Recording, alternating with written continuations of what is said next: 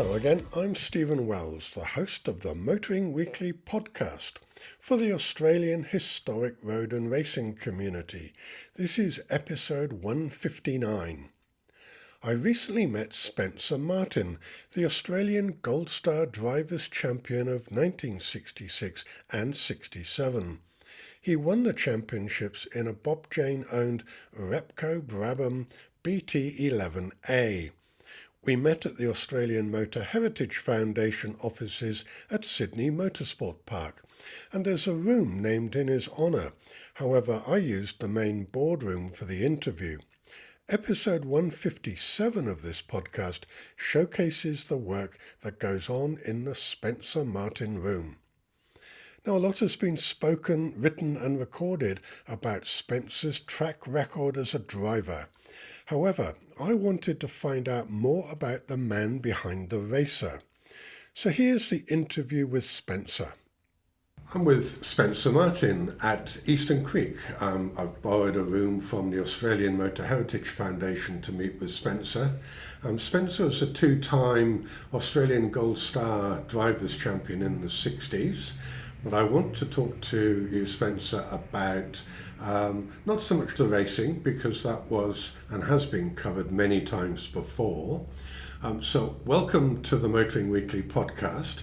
My first question to you is about how you got into the mechanics side. In your early days as a teenager, what interested you about cars and the mechanical side of cars? Oh, well, Steve, thanks again for the invitation to talk to you, which is this is going to be a very different type of interview. But how did I get interested in cars and racing? Well, my father definitely wasn't interested in any sort of high performance cars. In fact, we were lucky to have a 1938 Chrysler converted into a utility. That was our first family car, and Dad used it in his business. My parents never ever went to the racetrack to watch me race. There was quite a number of drivers died on the track, and the terror in my mother's eyes as I went out the door when I was driving the really fast stuff was something I'll never forget. But anyway, I got into, my first job was a watchmaker apprentice. So I had an uncle who was a watchmaker, and I loved anything mechanical. I was hopeless at school, and I went to the wrong school, French and ancient history and all that, and it was boring as you know what. But anyway, once I left school and got involved in motor cars, I suppose you might say I found my niche, and wasn't long before I built my own little racing car. And the first race I ever had was 1960. Mm-hmm. Okay, you sound a bit like my father, because he came out of school very focused on things mechanical as opposed to business-wise. And I've got some great photos of him in the late 40s with some Triumph motorcycles. And it sounds you're of that era as very similar, where things were changing, and the desire to sort of use your hands and to design and build things was more relevant to you than anything else. Oh yes, well I was hands-on, as you would say. I wasn't allowed to own a motorbike. My father said, if you bring a motorbike into the place, I'll put an axe in it. So I got the message loud and clear, because they were the days when motorcyclists weren't using helmets, and there was quite a few major accidents in them. And I think maybe Dad saved my life, because I was pretty wild as a young bloke. Mm-hmm. And but anyway, I put all my energy into cars, and as I said, it wasn't long before I took over an unfinished project and finished it, and eventually went racing in that, and I got noticed, and it was nice.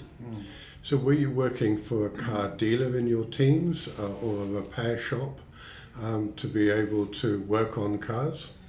Well, I started off as a panel beater, apprentice panel beater, and so I became fairly efficient doing that, and I worked for a guy by the name of Clive Adams, and he used to build Pratt racing cars, and one of the men there was Stan Brown, and he'd worked for Rolls-Royce and Lotus, and he was the ultimate aluminium person who used to use what was called the English wheel, and he could make anything. And Stan was really, really clever, and I wanted to watch him how he did it and see if I could pick it up. It wasn't long before I realised that it'd be a long time to learn to use the English wheel, and I was doing repair work, mainly on a lot of aluminium stuff in cars, Bristols and things that Clive used to get in. And so one day I said to Clive, well, it's about time I moved on, Clive. I think I've done all I can do here. And I was a fair bit of a travel to work involved. So Clive said, well, if you stay for another 12 months, I'll give you my current Pratt racing car. Okay. So it was just a handshake deal, and obviously, and he said you can take it home now. Right. So I said, well, all right, but I want to change it around a lot. And so he said, well, what do you want to do? So I started telling him I want to chop it up a bit. And so Stan said, oh, what do you want to do that for? And I said, well, that's how I want the car to look and be. So I wanted it to look like a 300S Maserati. And it was a Pratt racing car. It started off with an Alta engine, which was at the time a Formula One engine, and a Jaguar gearbox and DD on rear end. I don't know if we've got to get into technical stuff, but anyway, the car was wandering a lot in a straight line. Eventually they found out it was the DD tube that was flexing, and it was crashed and rolled over and smashed. And anyway, it was brought back to the garage, and over a few years they repaired it, put a Holden motor in it and an MG gearbox, and that's the car that I took over. And I did a lot of modifications, and it did look like a 300S, to the point where Sterling Mosses was at Warwick Farm, and he said, who owns that 300S over there? So I thought, well, I had achieved what I was trying to do. Yes, yeah. So during the day you were still panel beating and doing mechanical work, and then I guess evenings and weekends you were either working on your car and racing. I was racing, but then I started to race the Pratt, and we got to the point where I had it looking like a new car. I used to be very particular on the preparation, and paint and polish, and everything was spot on. And I was noticed by David Mackay, and then I started to drive an FX Holden for Joel Wakely, and Joel owned the BP service station on Concord Road at North Strathfield. And that car was very successful. We had 20 races, and I won 17. And the king of Holdens in those days was Norm Beachy. And I 3 times I raced against Norm, and 3 times I beat him, and he was the kingpin. So Norm said, who the bloody hell is Spencer Martin? Yeah. And so it wasn't long before I was driving for David Mackay.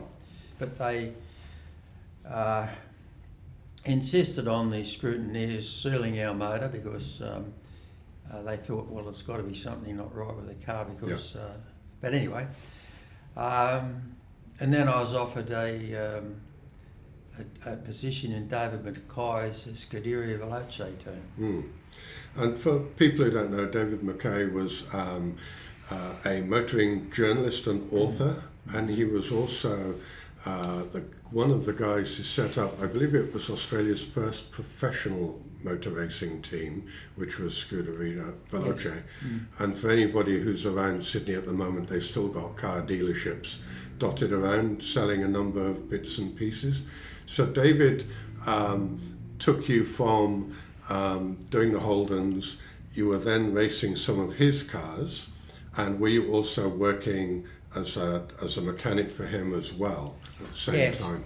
Yeah, well, I was a self-taught mechanic, and I started working in the workshop under Bob Atkin. Bob Atkin, he was a New Zealander. He wasn't a mechanic. He was a fitter and turner, but he was a very clever guy. Mm-hmm. And so they started up a business initially in David Mackay's place in Wahroonga, and then we moved to under the Shell service station at Wahroonga under the name of Scuderia Veloce.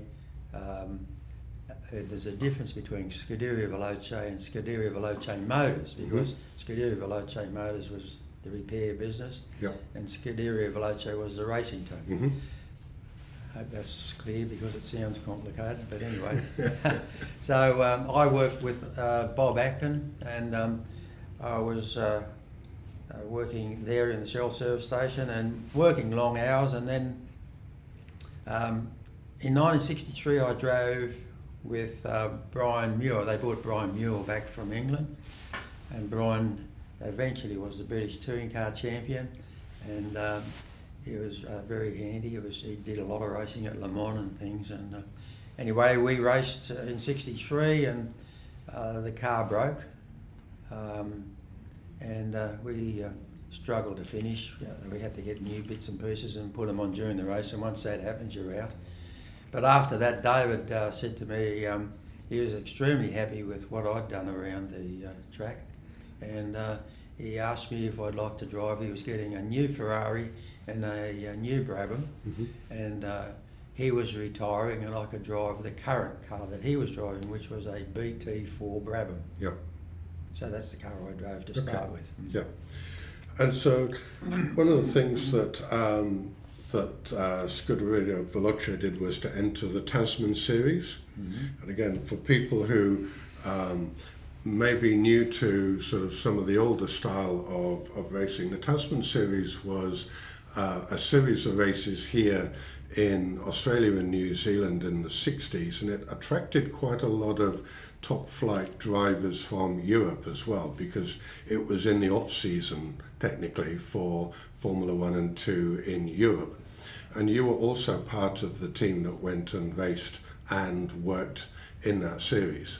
That's correct, yes. Well, as you said, there was 4 races in New Zealand, then a week off, and then 4 races in Australia. And it was hectic, really. It was really hectic. It was hard going, but anyway, I was 64. I was Graham Hill's mechanic, and Graham was a world champion. In fact, in these races, you know, you'd have up to 4 or 5, either the current world champion or ex-world champions, and they loved to get out of England and the gloom and doom and come over here to the sunshine and practice their water skiing. And the likes of Jimmy Clark, he went flying, he got his licence, and and it was really party time, but once we got onto the racetrack, it was really business. Yeah. And what was it like racing against people that you knew were, you know, the major stars effectively of racing in Europe to come down here? How did that change the series? Because it would have attracted a lot more spectators having these folk come up against people like yourself, who are the, you know, the well-known Australian and New Zealand drivers. Oh, well, I wasn't really well known at that stage. I mean, I was just a beginner, up the back of the grid, I suppose, a little bit. But no, that's not so. I was on the front row of the grid. I was on the front row of the grid in New Zealand. But anyway, no, they used to race every weekend in England, whether in Europe, whether they were driving Formula 1 cars, sports cars, which were then faster than Formula 1, and then sedan cars as well.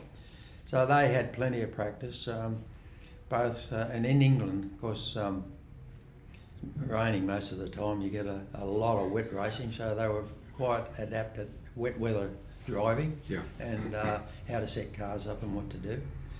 But it was a great learning curve, and in those days the public could get into the pit area, and I can remember I think it was about 1962 or 3 where I went in, and you have the likes of Bandini and Surtees and guys who were your absolute heroes, and it was really good. You can watch them. And in fact, Lorenzo Bandini was a BP driver, and he was at the service station at Concord, the BP service station that Joel Wakely owned, and it was quite amusing to see. They took the head off the Maserati that was in the thing, and the mechanic was working on a 44-gallon drum upside down, doing a valve grind on it, and that was Formula One in those days. Yes. Well, that was one of my other questions to you, because you said earlier you were a mechanic for Graham Hill as well, and there's some great shots of you next to the car with Hill, and you're obviously mulling over an issue with the car at the time. You know, so you were effectively working with these guys on two kind of layers, weren't you? You were racing against them, but also you were supporting them in their pieces of kit that they were racing. How was it like, or what was it like working with people like Hill in those days, in working on the cars for them? The first car he was driving, as I said, was when I was mechanic for him. I think it was '64, and he was driving David's old car, which was the BT4, and I was the mechanic, and Bob Ackland was too. And Graham was extremely demanding. Obviously he's got to get the most out of the car, because I've always thought that the car's 80%, the driver's only 20%. So the drivers who can get the 80% or close to it were the guys that were going to have an easy afternoon. And Brabham and Hill and those blokes, they were mechanical, and they used to know how to get the best out of it. And so Graham was extremely demanding. He'd even be changing roll bar settings on the start line. And then I've read in later years when he was driving for BRM, it used to be the same. Very, very nervous, very uptight, and extremely demanding. But when the race was over, it was party time. Yeah. Well, I guess you've got to be very focused, haven't you, up to a certain point, because, as you said, you've got to extract the most out of the vehicle you've got, and people like Hill and others were very much of that old style, where they were one with the car because they understood intimately how they worked. And I sometimes think that modern racers are slightly distanced from what's going on underneath the shell of the car, because they're paid to race. And they can do some triage of problems, but people like you and Hill and others really knew the car intimately, and you could make some of those, or certainly ask for those changes to be made. Yes, we had to have a lot of feeling, but I was pretty green to start with. Ron Toranak, who designed the Brabham cars, he gave us suspension settings, and we didn't vary much from that. But there are other people who delved into what other settings might work better, and then they used to practice on that and get something that suited their style. And but I mainly stuck to what the designer said, which was Toranak and Brabham. But anyway, it was a steep learning curve. But yes, we eventually got the hang of it, how it all happens. And I mean, once you get out of a Holden and get into what was really a Formula One car, the speed was terrifying. And I thought, well, you got time. David's patient with me. But I was very aware that you could hurt yourself because we had no seatbelt in the cars. And we had, when a 100-mile race, you could have up to 20-odd gallons of fuel in it, of high-octane avgas, aviation fuel. But so it was a very dangerous situation, but I was told that, I was given time to learn, and that was invaluable, that I could learn at my speed. Yeah. and eventually build up the speed to where you got confident, and then you could let it all out and have Yeah. a big go. Yes, yeah. And at the same time, you were still working in the business with David McKay on cars and things. So you were really. It sounds to me from what I've read that you were burning the candles quite a lot. Oh, well, it was impossible what David asked me to do, but he knew how keen I was, and he knew he didn't have to pay me much, he didn't have to do much for me, but because he was giving me an enormous opportunity to drive what was really a Formula One car, and then to get a 250 LM Ferrari to drive that. Yeah. I mean, I was the envy of everybody because while all the other guys had to pay their bills and that, I had supposedly got a free ride, but it wasn't quite free if they knew what was going in the background. Yes. Yeah. And then from David McKay and Scuderia Veloce, you moved over to Bob Jane, who's very well known again in the automotive circles around Australia. How different was that? Because that was a move to Melbourne, wasn't it? Well, it was chalk and cheese really, because David and Bob were entirely different ends of the spectrum, I can tell you. And so it all came about by I was end of my tether with David, and we were racing up at Lakeside in Queensland, and the Ferrari was blowing smoke, and David panicked and said, "I want you to go straight back and take the motor out." And I said, "Well, David, I've been working for 9 weeks or 10 weeks straight. I really need a break." And he said, "No, go back to Sydney now." And I said, "Well, I'll see you back in Sydney in a week's time." Yeah. And when I went back, I said, "Sorry, but I've had enough." And so Archie White, he was the Shell racing manager, and Archie was a fantastic bloke. So I rang Archie up and I said, "Mate, I've just had words with David and I'm out." And Archie said, "Well, I really, really don't know how you put up with it for that long." But he said, "Wherever you go, the sponsorship money will go." Right. Yeah. And so he said, "Well, Bob Jane is one of our Shell drivers, and would you like to go to Melbourne and drive for him?" And I said, "Well, I don't want to go to Melbourne, but I want to drive." Were you doing mechanic work for him, or was it just purely driving for Bob Jane? Well, once again, it was going to be work on the car, and eventually was to have a sales job with Bob, because he was a car salesman. Yeah. And in the meantime, David offered his car, which the one I was driving for him, which was a BT11. To Bob, and Bob bought the car, and so I was driving the car which I was used to, and I knew all about the engine, which Bob Atkin had given me a good hand on, and so I started to prepare the car, and then I was working in the workshop in the racing department in Sydney Road, Brunswick, under John Sawyer. There was John Sawyer, Bob Kitchen and Bevan Gibson in the racing department, and we did all the preparation on the cars, and so I spent 2 years down there, which was a far nicer atmosphere than with David, but anyway, we got the job done. We were there for 2 years, and we did the job, and then I went home. Yeah. And were they the years that you won the championships? Yes, well, 1966 and 1967. I was the Gold Star Australian champion. Yes, yeah. And then straight after that, you decided to retire from motorsport. Yes. And my research tells me that you did it because you wanted to get married, start a family, and start a business. So that was a complete, change of direction for you straight after finishing the racing.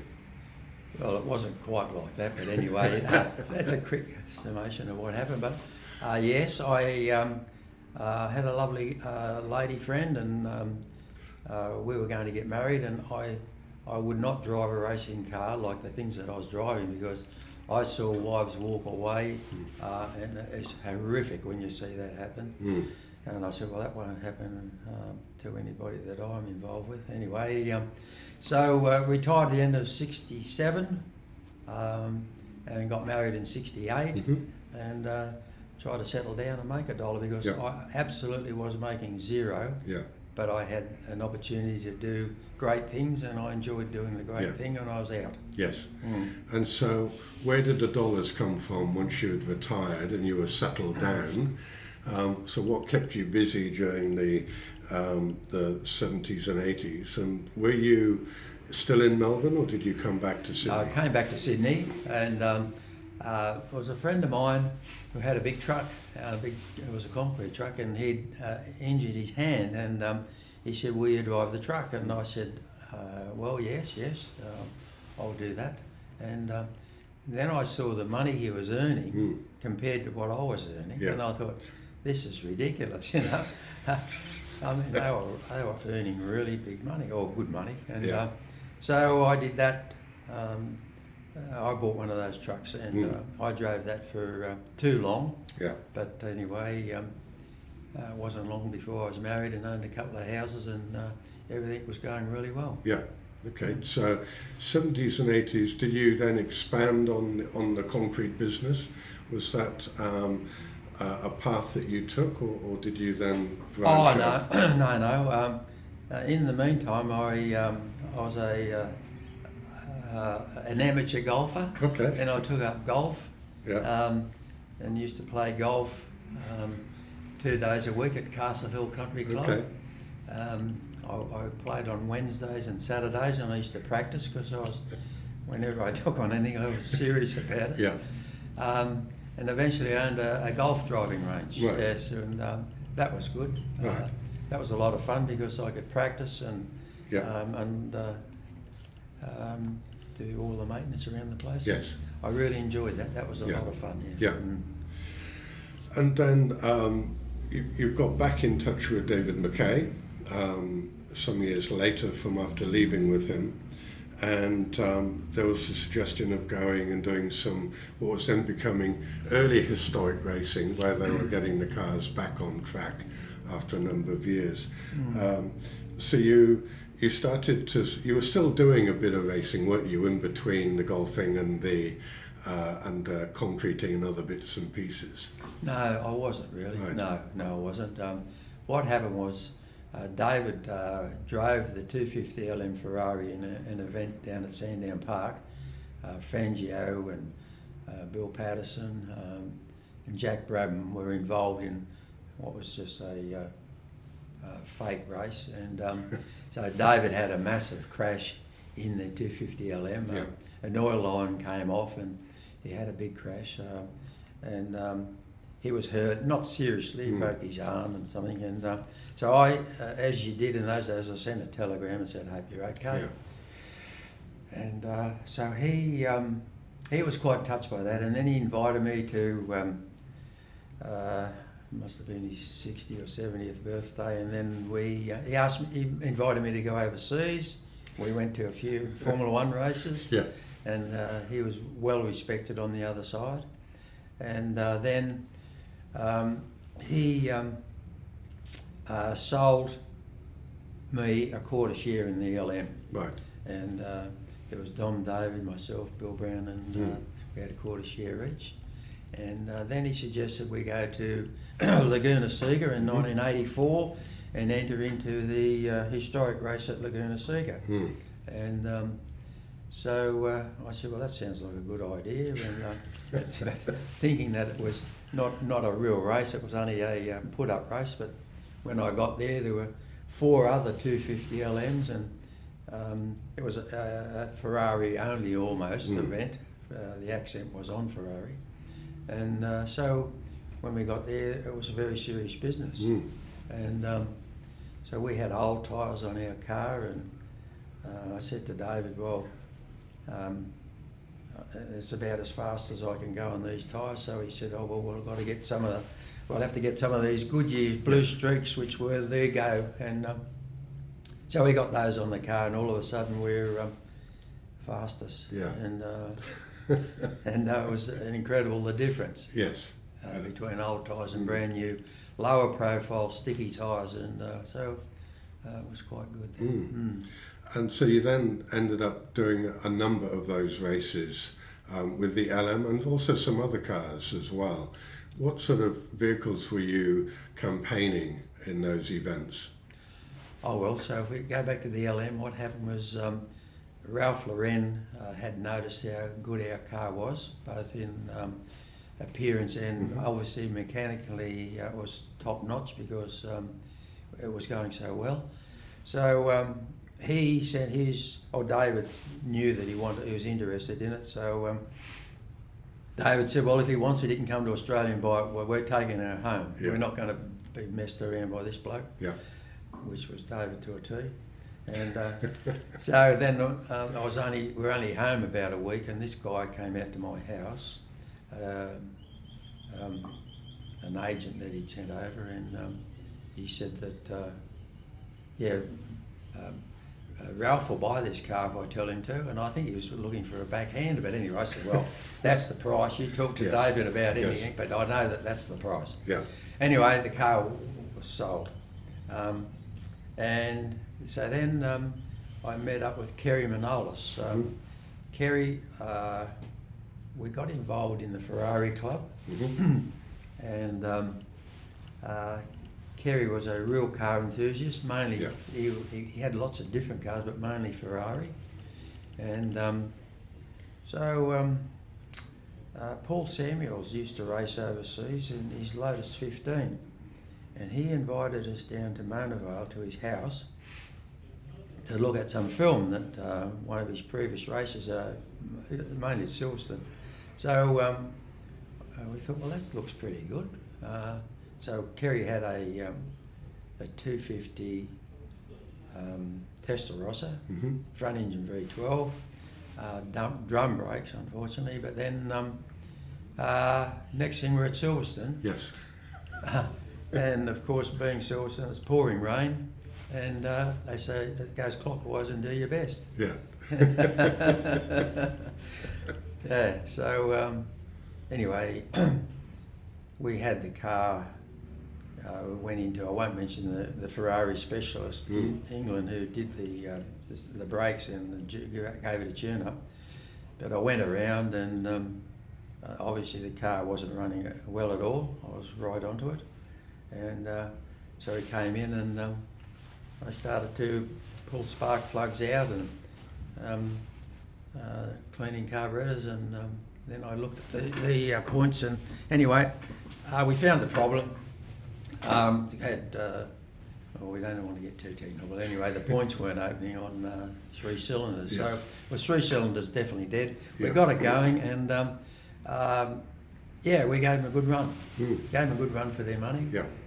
Yes, but then I realised that drum brakes weren't the go. I mean, I was after the race we pulled the drums off the front brakes, and not only had it worn the linings out, it was worn the shoes out as well. Because the mechanic said, "Oh, we've never known anybody to be this hard on brakes." Yes. And I said, "Yes," and you didn't line them before, you didn't repair them before you went out either. You know, I knew what was going on there. Yeah. Yeah. So they stitched Kerry, and then we realised that most of the guys over there were looking for an easy quid, so we ended up taking our own people over. And we took Alan Wiley from New Zealand. They had a business in Christchurch, so we used to go get them to do the repair work on all the cars that we wanted to race. Yeah. And then we go to a little track called Rapuna Park, and we test the cars and change them around, and we take them overseas, and we had a lot of success by doing it that way. Yeah. So really bringing it all in-house effectively rather than utilising the locals. Oh yes, well, there's a lot of spivs over there, and ripping wealthy people off. And the wealthier the bloke was, the bigger stitch up from what I saw. Yeah. So we took Alan. Alan he helped us to get the cars in top condition, and Auto Restorations did beautiful paint work, and so we had what was almost called a concourse racing car that could win races. Yeah. And you spoke earlier about converting your Prad into what looked like a Maserati 300S. Yep. You did actually race one of those as well. I'm a bit of a Maserati tragic, so I do like my Maseratis. Yes. What was the difference between the real 300S and some of the Ferraris that you were racing? Were they competitive? Was it competitive compared to the Ferraris, or was it different in many ways? Oh, it was hard to compare apples with apples there because years apart, but the 300S was one of the nicest cars I drove because it had a transaxle in the back of it, which means the gearbox in the diff are up back, and then it had a 3-litre motor, like it was exactly the same motor as the 250F Formula One Maserati, and but it was a 3-litre, so it had more horsepower, a little bit heavier, but what a beautiful car to drive. Colotti designed gearbox, and fast as you could move the lever, it'd cop it all. And but drum brakes. Yeah. So we ended up having 250F brakes fitted to it, which were the last design on drum brakes, which were massive drum brakes, and they'd last about another 3 or 4 laps, and then they were gone too. Because I've seen pictures of that as well with you in it. You clearly in later years did spend a lot of time with the Ferraris and bits and pieces. One of the last things that you've done is to write a book about your time, Historic Ferrari Grand Prix Cars, My Life by Spencer Martin. That came out about 5 years ago. Did you have a lot of fun writing that book and the recollections that it brought back? Well, how that came about was I had a friend who knew a lot of what I'd done, and he said, "You should write a book and I'll help you." And I thought, well, actually my father had written down a lot of things that he'd done, like there were 14 boys in his family, and they had horse and drays, and eventually got into trucks, and a lot of every horse has got a different personality, and some wanted to really work and others didn't. And Dad wrote a little book about all the things, and I really appreciated what Dad's story. So I thought, well, my grandkids don't know what I've done. They think, oh, the old buggers drove cars. And anyway, so I thought, well, I'll document it. I'll write it down.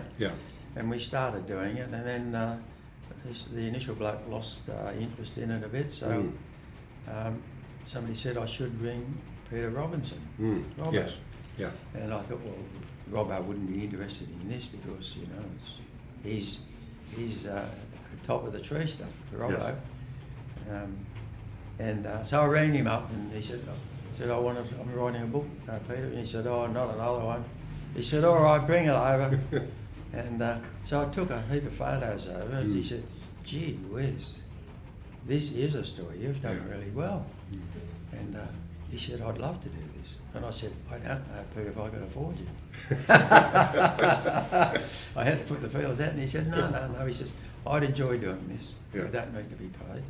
So Peter and he used to come over at my place 2 days a week. He'd get there at 9 o'clock, and he'd leave at 12. And we had a lot of fun. And I became really good friends with Peter. And I could scribble. I got a good memory for all the detail, so I scribbled it all out, and Peter converted it into something that you could read. And that's the end result of the book. Was that the only book that you've been part of in creating, or have you done others as well? No. One was enough. One was enough. And then after that, so that came out, 5 years ago. What's been keeping you occupied in the last 5 years? Oh, well, I've been fortunate enough to be an ambassador for this club here, where we are. I've been honorary member of the ARDC, and the HSRCA, which is Hmm. so I've been very happy to contribute to the sport as other, just a way of a little bit of payback and an interest. It gets me out of the house and speaking to people, like-minded people, and I can spot things on cars which I can point out and say, well, it would be better if this was that way and all of that sort of thing. And the guys either tolerate me or put up with me, and we have a lot of fun anyway. Yeah. Yes. Well, that's the main thing, isn't it? Yes.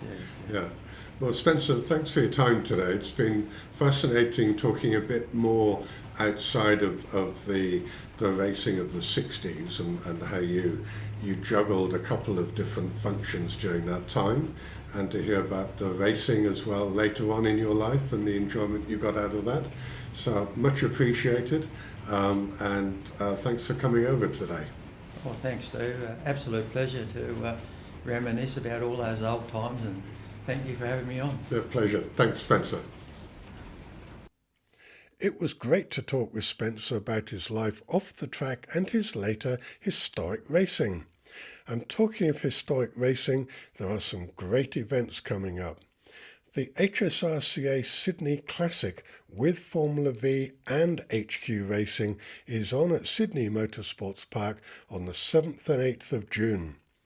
The Gear Club is down at One Raceway near Goulburn on the 11th of June, and the New South Wales Formula V State Championship is on the 21st of June, also at Sydney Motorsports Park.